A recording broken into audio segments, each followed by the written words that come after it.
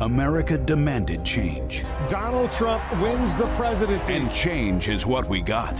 Under President Trump, America is stronger, safer, and more prosperous than ever before. Best wage growth I think we've seen in almost a decade. Unemployment rate sinking to a 49-year low. Unemployment for African Americans fell to a new low. Unemployment for Hispanics hit an all-time record low. And ladies and gentlemen, the best is yet to come.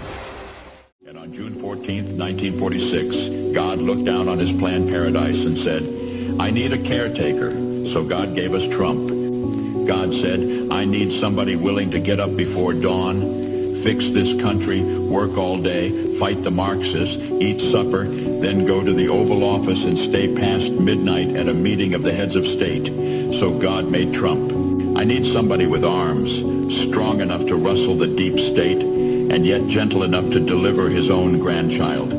Somebody to ruffle the feathers, tame cantankerous World Economic Forum, come home hungry, have to wait until the First Lady is done with lunch with friends, then tell the ladies to be sure and come back real soon, and mean it. So God gave us Trump.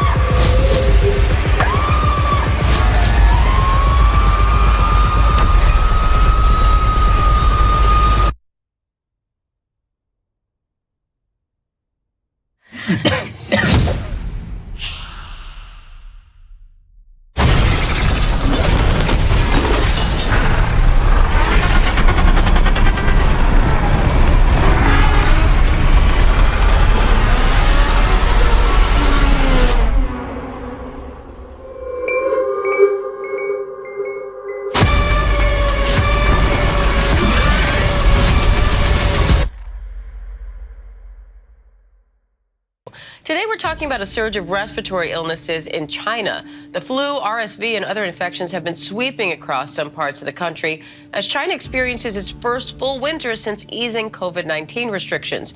A warning from the CDC about a new COVID-19 variant. It is the fastest growing strain of the virus in the U.S., already dominant in the Northeast, where it is estimated to cause about a third of new infections. And experts believe it will soon be everywhere.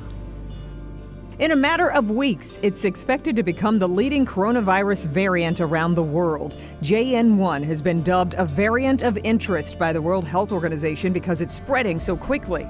We kind of sensed something different was brewing. Dr. Joseph Cabaza is a pulmonary and critical care physician at the Cleveland Clinic. He says the past couple of weeks he's seen more people being admitted into the ICU with lung issues related to COVID-19. They have not led to as many ventilators or kind of nothing like the volume we saw early on. But it really, that has been the notable change. The CDC estimates COVID-19 cases caused by this variant, JN1, more than doubled in the U.S. between late November and mid-December, perhaps from holiday travel and waning immunity. JN1 has only one change to its spike protein compared with the variant it descended from. But that change seems to have been enough to make JN1 a fitter and faster virus. We learned nothing from the coronavirus pandemic. New reporting suggests Chinese laboratories just can't help themselves. According to the Daily Mail, Chinese scientists have reportedly developed a mutant coronavirus strain that attacks the brain and has a 100% kill rate in mice. Worse, they admit there's a risk it could spill over to humans. The virus is a modified version of a strain found in pangolins and was tested on mice, expressing a protein found in humans to test that the disease might impact people. Reportedly, all mice infected with the virus died between 7 and 8 days after being infected, with symptoms including their eyes turning completely white, rapid weight loss, and fatigue. Researchers additionally found significant viral load in the mice's brains, lungs, noses, eyes, and windpipes. While the potential for a new pandemic could be rising here at home, pandemic prevention measures have done a full 180. Oakland's new COVID policy is allowing even students who test positive for the coronavirus to attend classes. As long as the child is asymptomatic, they can go to school, though they are encouraged to wear a mask. So just when you thought that we've turned the page on COVID and put behind us, there is now a new variant experts say may be tougher to detect. Dr. Eric Asher is family medicine physician with Northwell Lenox Hill Hospital. Hello, nice to have you here. Good morning. You're looking at two people with lots of antibodies. Yes. What do we know about the virus this year? Because for me, I got it like in 2 seconds. I was infected by someone who lives in my house. Who's not taking the blame for it, but 2 days I got it. Is it more contagious this? Absolutely. So with this variant, we're seeing that it's a lot more transmissible, a lot more contagious. The interesting fact about this variant is that it has a lot more mutations on it than prior ones. It says doctors are warning both COVID cases and flu cases are on the rise in the U.S., and they don't really think there's a peak in sight anytime soon. The CDC says flu levels are high or very high in at least 38 states, and COVID hospitalization rates are up 20% as of Friday. NBC News medical fellow Dr. Akshay Syal joins us now for more on this. Hi, doctor. Always great to have you with us. So tell us, walk us through, are cases looking different than in years prior? How concerning is that? So guys, we talked to 4 different doctors in different corners of the country, and they're telling us this respiratory season is actually a bit unusual. So what we saw last year, we talked a lot about this triple-demic, right? Each virus, the flu, COVID, and RSV. But what we saw last year was that, RSV and flu were high initially. But by the time COVID came, the other two went away. So COVID was kind of here on its own, but what we're seeing this year, guys, is both COVID and flu are sort of neck and neck. They're both kind of hovering at this moderately to very high level right now.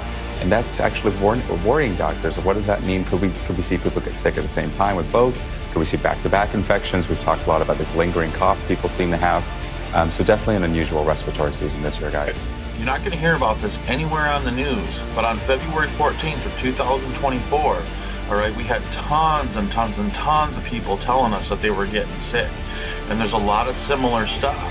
I suggest going over and looking at the live section of our videos and checking out this video that we made that was a little over a half hour long last night. All right, today's the 15th of February. All right, and all sorts of people are in the comment section commenting, saying how sick that they are, how family members are sick. There's even youngsters that have passed away. I mean, it's just terrible what's going on right now. Sickness is spreading just like it did before, and they're not telling us it's here. All right, and just like in 2020, that C-19 stuff was here way before they ever said it was. Okay, and I'm talking like all the way back to like December of 2018. All right, and then into January and February of 2019 as well. All right, and I'm telling you, people, it's happening just the same way. These things are all starting to add up. Good morning, Miss Garcia. Good morning, sunshine. I miss you. I could kiss you right now. Someday. Curfew is now in effect. All unauthorized citizens must stay indoors. Tensions rise as we enter the 213th week of lockdown. A grim new reality emerges. COVID-23 has mutated. Beginning thermal scan. Thermal scan normal. A horrifying new development New today. data confirms the virus attacks the brain tissue. Hey, whoa, I'm immune! I'm immune! We're worldwide death toll rises to over 110 million. All infected Americans are being forced into quarantine camps. Sarah.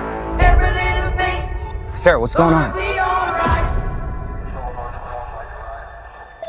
Department of Sanitation. Sarah, talk to me. I think my neighbor has a fever. It'll be so much easier if you just open the door. Mrs. Grant, you have visitors. Sarah, please.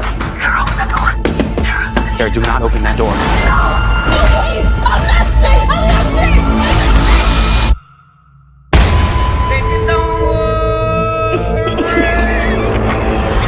Beginning thermal scan.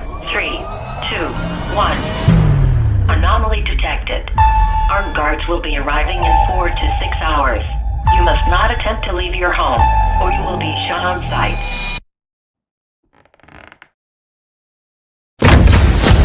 This is my message to you. I know you're in there. They're coming. I have to let you go. No. Sarah! Sarah! Say goodbye to me. Sarah, I'm not letting you give up. This is my message Sometimes we have to do things we don't want to survive. I'm trying to save the one person left in my life that matters to me. I can't help you. What you're talking about is illegal.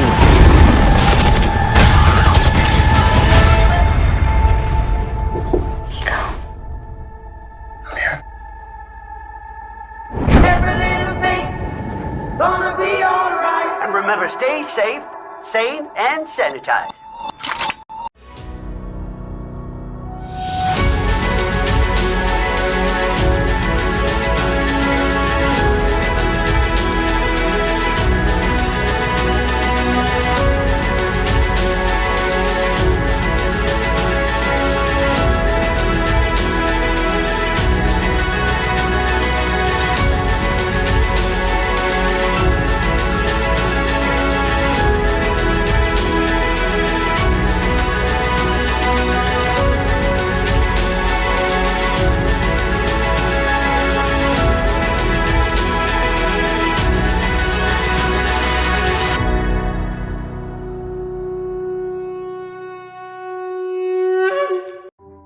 We did anticipate that there will be neurological complications right from the very beginning.